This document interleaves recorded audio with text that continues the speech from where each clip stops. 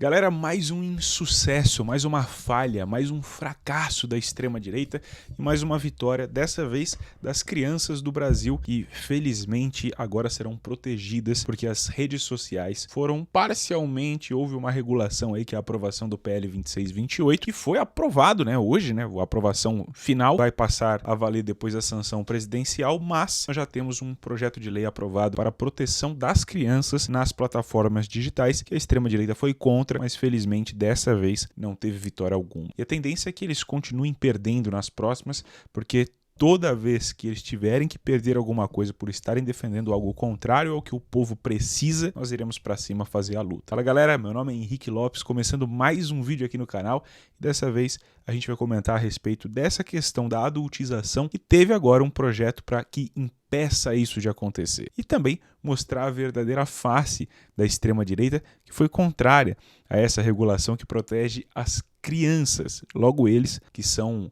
os defensores da família, dos bons costumes, pelo menos na teoria, mas que na hora do vamos ver mesmo, são os mais contrários de todos a qualquer coisa que proteja a família, os bons costumes que eles tanto dizem defender. Eu trouxe alguns cortes aqui do presidente Lula falando a respeito da liberdade de expressão e colocando algumas temáticas importantes quanto a essa regulamentação das redes. É preciso a gente acabar com a mentira nesse país, com a disfarçatez, com a pregação do ódio, com o estímulo à desavença, quando na verdade nós queremos que a internet seja utilizada para aumentar a qualidade política, a qualidade intelectual, do povo brasileiro, para que a gente tenha mais chance de competir a nível internacional e não para disseminar o ódio como está sendo utilizado, inclusive com muitas mentiras. O crime que é crime na vida, nossa normal, tem que ser crime na vida digital. O presidente Lula trouxe um ponto aqui que é um fato. Se você comete crimes na vida real, você também tem que considerar que esses crimes, caso sejam cometidos no universo digital, também sejam considerados crimes. Hoje as redes são praticamente uma terra sem lei e muitas coisas que acontecem nas redes ficam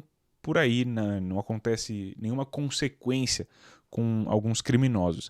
A ideia da regulamentação é que as plataformas também sejam responsáveis aí por alguns conteúdos e que garantam um pouco mais de segurança aos usuários. A questão da regulamentação, que é criticada pela direita, que eles consideram como se fosse uma censura, na realidade é apenas um conjunto de normas que você vai ter ali que a plataforma vai ter que respeitar. Você, por exemplo, quando vai dirigir, o trânsito tem uma regulamentação. Assim como se você também for num clube, se você for num espaço presencial, haverá regulamentações ali para que aquilo se mantenha em ordem. Por que as redes sociais não podem ter essa regulamentação? Liberdade de expressão significa respeito.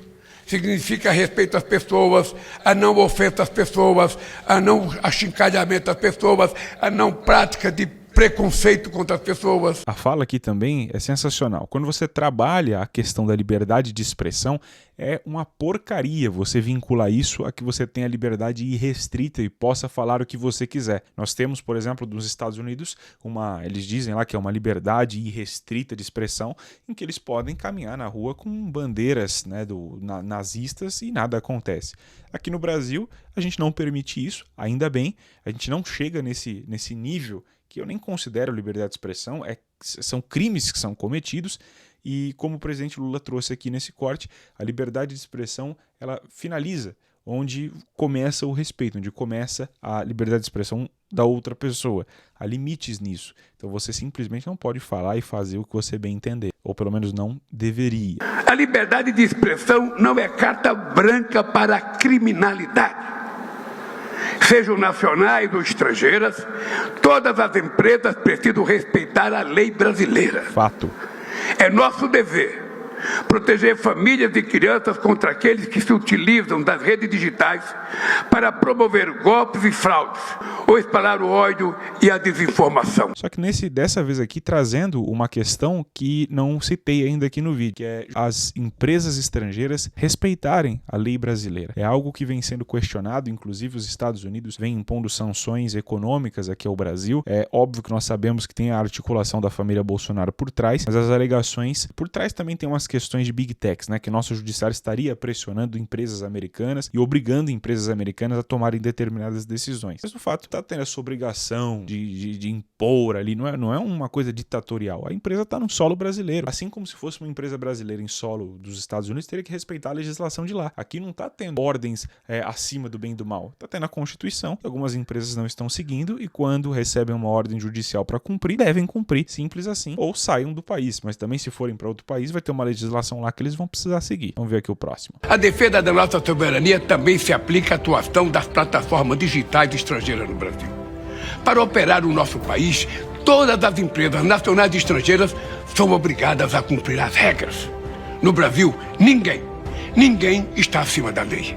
É preciso proteger as famílias brasileiras de indivíduos e organizações que se utilizam das redes digitais para promover golpes e fraudes, cometer crime de racismo, incentivar a violência contra as mulheres e atacar a democracia. Além de alimentar o ódio, violência e bullying entre crianças e adolescentes, em alguns casos, levando à morte.